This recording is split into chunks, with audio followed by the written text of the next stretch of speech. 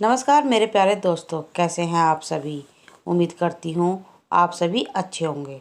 तो दोस्तों, आज फिर मैं एक नई कहानी लेकर आई हूँ जिसका टाइटल है खौफनाक शर्त। तो दोस्तों, आज मैं खौफनाक शर्त का पार्ट 1 आपको सुनाऊंगी। तो दोस्तों, मेरी ये कहानी सुनने के लिए मेरे चैनल को लाइक करें, शेयर करें और सब्सक्राइब करना ना भूलें। तो कहानी शुरू करते हैं आज की खौफनाक शर्त। दोस्तों, मैं और रमेश दोनों 3 साल से दोस्त हैं। वह काली माता का भक्त है। उसे माता पर पूरा भरोसा है, परंतु वो कभी कभार भूत प्रेत की बातें भी कर दिया करता था जो मुझे मजाकिया लगती थी और मैं नज़रअंदाज कर देता। हम दोनों हर नवरात्रि को काली माता के मंदिर पर जाते थे। उस मंदिर की एक खासियत थी कि वो एक पहाड़ी पर था। उस पर चढ़ाई खड़ी सीढ़ियों से होती थी और रात होने से पहले सबको बाहर कर दिया जाता था। खासकर नवरात्रि के वक्त कहा जाता है कि वहाँ स्वयं काली माता आती है। पर यह बात मुझे कुछ जची नहीं और मैंने अपने दोस्त से शर्त भी लगा ली कि वहाँ जाएंगे और कुछ नहीं होगा, सब अंधविश्वास है। मेरा दोस्त काली माता का बहुत बड़ा भक्त है। वह ऐसे तो कभी पूजा नहीं करता, परंतु जब वह पूजा करता है तो सुबह 7 बजे से लेकर रात 10 बजे तक वह जगह बैठकर पूजा करता है। वह कहने लगा कि जागेगा तो डरेगा नहीं और वापस नहीं आएगा दर्शन बिना। मैंने उससे शर्त लगा ली, साथ ही उससे एक और खौफनाक शर्त लगा ली कि भूत पिशाच नहीं होते। उसने पहले कहा कि तुझे मैं भूत दिखाऊंगा, क्योंकि नवरात्रियों को अभी 5 दिन बाकी थे। 2 दिन बाद हमारा थोड़ा दारू पीने का प्रोग्राम बना। हम दोनों ने एक बोतल दारू ली और इसने सबसे पहले 3 डिस्पोजल निकाले, एक मेरे लिए, एक अपने लिए और एक काली माता के लिए। मैं कुछ हैरान था, पर चलो, मुझे तो दारू पीनी थी। उसने 3 पैक बना दिए।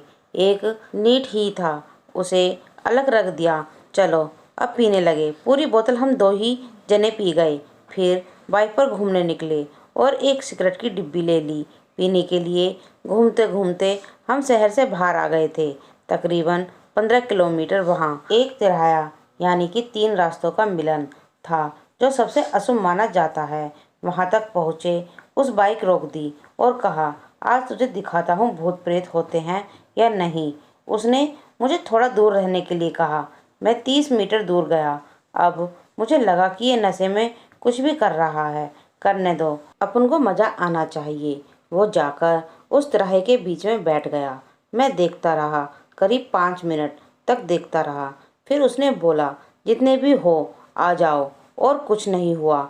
मैं और देखता रहा। अब मैं बोर हो रहा था कि अचानक एक गंध आ गई, किसी मरे हुए जानवर की जैसी या किसी प्लास्टिक के जलने जैसी।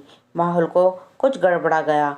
अक्टूबर में बर्फ जमा देने वाली ठंड महसूस हुई और अचानक एक 20 साल की लड़की और 3 सर मुंडवाए बच्चे मेरे दोस्त के बगल में खड़े थे। मेरी तो सारी दारू झट से उतर गई। अंदर से एक सिहर सी उठी और मैं कांपने लगा। मैं जिंदगी में इतनी पहली बार डरा था कि मेरे आंखों के सामने किसी ने भूतों को बुला लिया और मेरे मुंह से ऊह तक नहीं निकली। मैं जम सा गया, हालत खराब हो गई।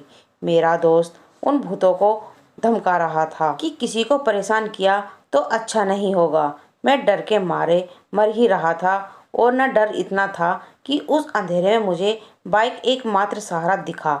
मैं अपनी जगह उखड़ू बैठकर बाइक का सहारा लेकर उसके इंजन की गर्मी ले रहा था। फिर मेरे दोस्त ने उनको जाने के लिए कहा। वो चले गए, पर मैं सन्न रह गया। मैं उसके चिपक कर बाइक पर बैठा और उससे कहने लगा, भाई मान गया तुझे, आज के बाद कभी भी मुझे ये सब मत दिखाना। और वो हंसने लगा, पर मैं डरा हुआ था। फिर कुछ दिन बाद नवरात्रि शुरू हो गई।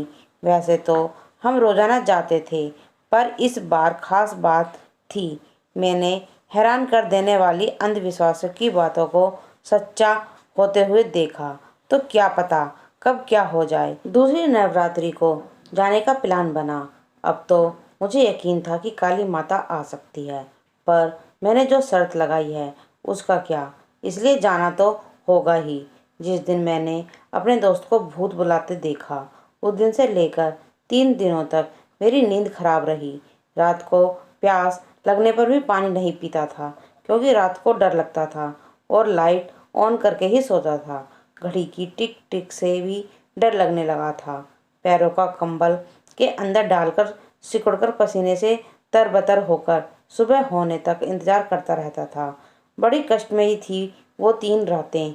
ये बात जब मैंने अपने दोस्त को बताई तो उसने कहा, डरने की कोई बात नहीं है। पहली बार में ये बात जब मैंने अपने दोस्त को बताई तो उसने कहा, डरने की कोई बात नहीं है। पहली बार मैं भी डरा था, उसके बाद डर कम होने लगा था। आज नवरात्रि का दूसरा दिन था। हमने माता के मंदिर पहाड़ी पर जाने का प्लान बनाया था। पहाड़ी की एक खासियत थी कि उसकी खड़ी चढ़ाई है। एक मंदिर पहाड़ी के नीचे है और एक ऊपर। दोनों मंदिर को देखकर लगता है कि दोनों एक ही मंदिर के आधे आधे भाग हैं, जिनमें माहौल अच्छा रहता है, पर रात को वहाँ लोग नहीं जाते। मैं करीब 8:30 बजने पर घर से निकला। पूरी तरह से अंधेरा तो था ही, और अपने दोस्त के घर पहुंचा और उसकी बाइक लेके दोनों चल पड़े पहाड़ी की तरफ। पहाड़ी करीब 30 किलोमीटर दूर है शहर से। वहाँ अपनी मस्ती में पहुँचे और माता के लिए प्रसाद चढ़ाने के लिए एक बोतल भी ले ली थी। हम 9:15 पर वहाँ पहुँचे और मंदिर पर चढ़ाई के लिए बढ़े तो पहले पंडित जी ने रोक दिया कि नहीं जाना, कहीं कुछ हो गया तो हमारी कोई जिम्मेदारी नहीं होगी। हमने पंडित जी की बातों को दरकिनार करते हुए आगे बढ़े। अंधेरा था तो मोबाइल की लाइट जला ली, पर ज़्यादा अंधेरे खुली जगह में पता चलता है कि मोबाइल की लाइट कुछ नहीं होती। हम धीरे धीरे चढ़ रहे थे। थोड़ा वक्त बीता था कि मुझे अपने अंदर अजीब सा एहसास होने लगा, पर रमेश तो जय माँ काली जपते हुए आगे बढ़ रहा था। फिर अचानक एक बहुत तेज आवाज़ सुनने को मिली। मैं तो फिसलते फिसलते बचा था। आवाज़ कुछ समय में नहीं आ रही थी। आवाज़ थी आहू लुलुलु ललहरू, ऐसे जैसे किसी फिल्म में दिखाई जाती हैं, पर उससे बहुत ज़्यादा खतरनाक। रुक रुक कर आवाज़ आते जा रही थी। आवाज़ बहुत ही भयंकर थी। एड़ी से चोटी तक कंपन होने लगा था। तब मेरे दोस्त ने बताया, ये माता की आवाज़ है। ये बता रही है अपने भक्तों को कि मैं इस कलयुग में भी तुम लोगों के साथ हूँ। मैं तो डर रहा था। इतना डर की वजह से मैं हाँफने लगा था। मैंने जिद करके उसी जगह पर बैठ गया और कहा, भाई मान गया मैं, तू सही था, मुझे जाने दे, मैं वापस नीचे जाऊंगा। फिर भी उसने न जाने कैसे मुझे मना लिया था।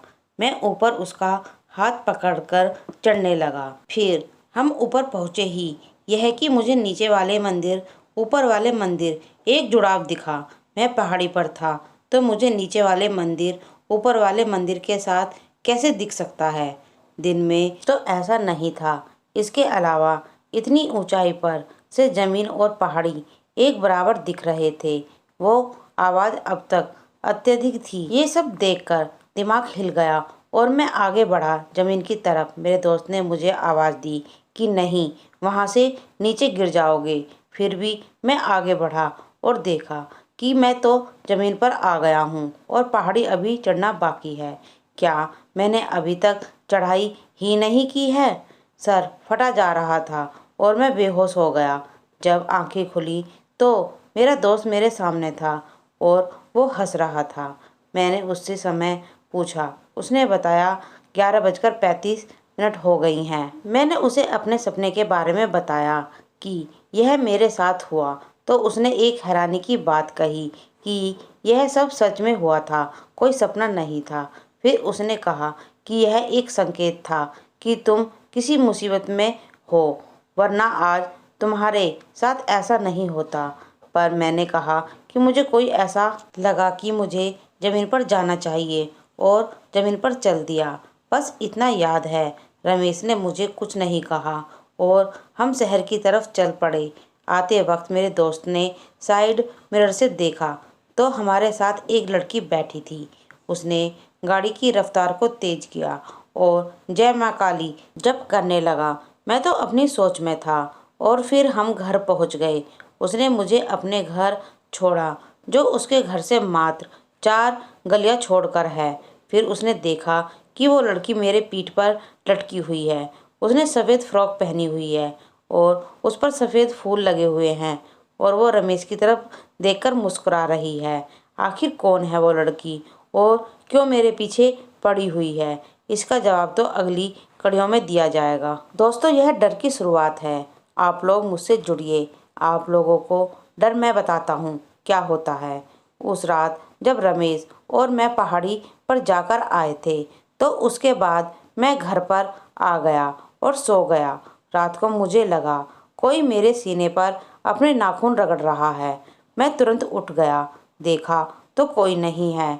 शायद मेरा डर इतना खौफनाक था कि मुझे हकीकत लग रहा था। अब मैं सो गया था। सुबह करीब 8 बजे मुझे घरवालों ने गालियां देकर उठाया। मेरे सीने पर दर्द था, तो मुझे रात को जो डर लग रहा था उसकी याद आई। मैं तुरंत भागा भागा बाथरूम में गया। अपनी टी शर्ट उतार कर देखा तो दंग रह गया।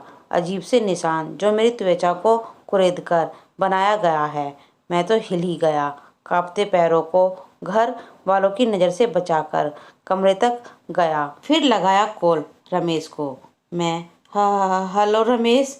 रमेश, क्या हुआ? इतना डर डरा कैसे बोल रहा है? मैं, भाई हालत ख़राब है मेरी। तू तू तू जल्द से कॉलेज का बहाना बनाकर मेरे घर पहुंच। रमेश 10 मिनट में आया। मैंने भी कॉलेज का बहाना बनाया। कुछ ही देर में रमेश आ गया। मैं और रमेश पास के गांव गए, जो कि शहर की दूसरी तरफ से मात्र 22 किलोमीटर है। वहाँ हमारा गुप्त ठिकाना है, जहाँ मैं और रमेश दारू पीते घंटों बिता देते थे। वहाँ जाते वक्त रमेश ने मुझसे बहुत कुछ कहा, पर मैंने कहा अपने खुफिया अड्डे चल, वहाँ तुझे सब कुछ बताऊंगा। हम अपने खुफिया जगह पहुँचे। जगह ऐसी है जहाँ आसपास देखो तो पेड़ ही पेड़ हैं। वैसे तो हम जंगल के मुआयने पर ही थे। वहाँ एक एक झोपड़ी थी, जिसके नीचे एक सुरंग थी, जो एक बड़े होल की तरफ ले जाती थी। वहाँ एक तरफ पानी बहता था और दूसरी तरफ सूखी जमीन थी। वहाँ सर्दी में गर्मी और गर्मी में सर्दी जैसा माहौल था। वहाँ रोशनी के लिए हमने पहले से ही बैटरी और लाइट रखी थी। हम दोनों वहाँ पहुँचे और लाइट ऑन की। मैंने अपने निशान उसे दिखाए। वो देखकर डर गया और उसने ये निशान पहले भी देखे हैं। एक किताब में भी बिल्कुल ऐसे निशान का जिक्र है। निशान कुछ इस प्रकार के थे। एक स्त्री नग्न अवस्था में बैठी है, अपने स्तनों को चाकू से काट रही है और साथ में हंस भी रही है। आखिर इतना गंदा और खौफनाक चित्र कौन बना सकता है? इसके पीछे क्या राज है? जब मैंने रमेश से पूछा तो उसने बताया कि जब हम पहाड़ी से आ रहे थे तब वो हमारे साथ थी, और जब मैंने तुम्हें घर छोड़ा तब भी वह तुम्हारे पीछे लटक रही थी। वो लड़की इस तिराहे पर थी जब मैंने उन्हें बुलाया, पर यह पहली बार है जब कोई पीछे पड़ी है। इस निशान का मतलब एक स्त्री से है जो बदला लेना चाहती है, पर ये तुम्हें अपना शिकार क्यों बना रही है पता नहीं।